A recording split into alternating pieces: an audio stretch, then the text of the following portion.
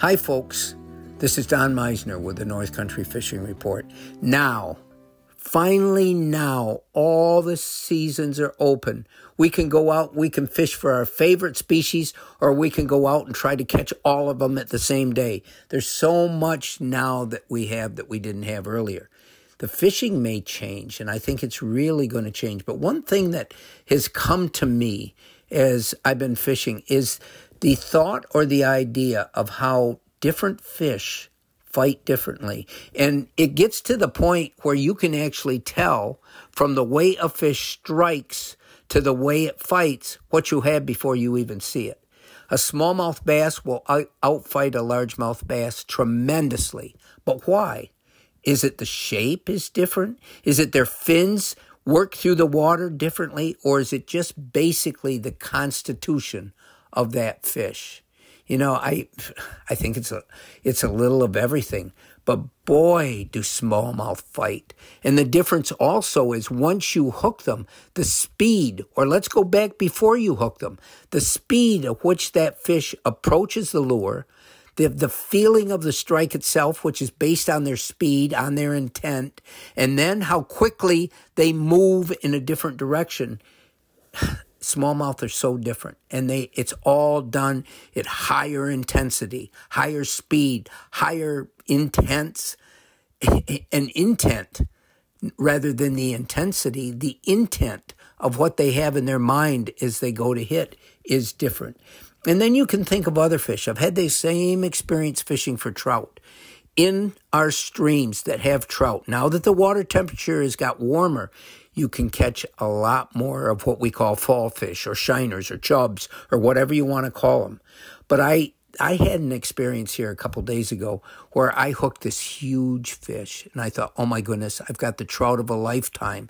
It hit the very trout baits that I've had such good luck on, and I finally get it close enough to see, because I'm using ultralight tackle and I'm using light line, so it takes a while or you're going to break your line every time.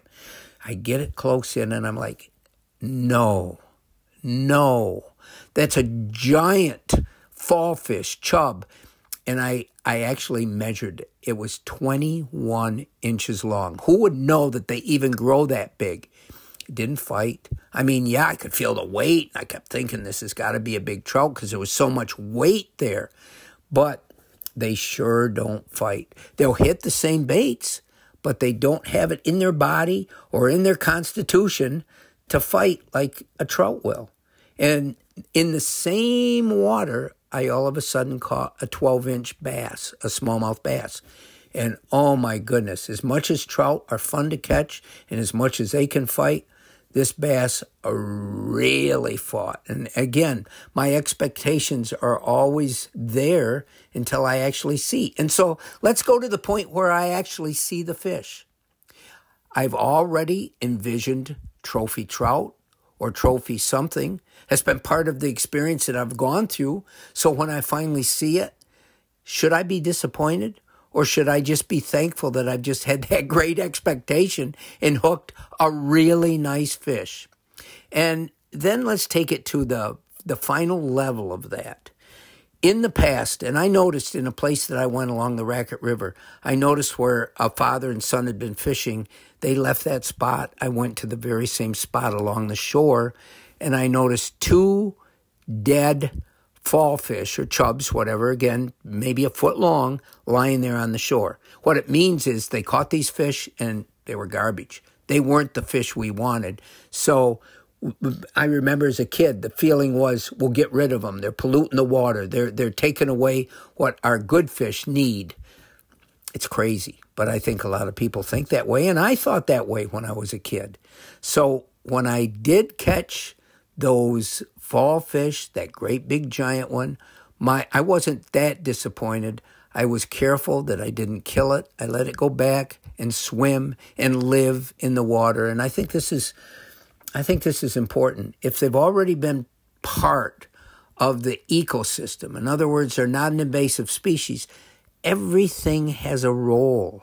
Remember that. Everything has a vital role in its relationship to other things. And a lot of times we don't know what that role is, but we have to understand that they're there for a reason. And I'm very careful now to always release these chubs with, I'm not going to kiss them like you see some of the bass fishermen do, but I'm at least careful that I don't hurt them. Until next time, folks, this is Don Meissner with the North Country Fishing Report.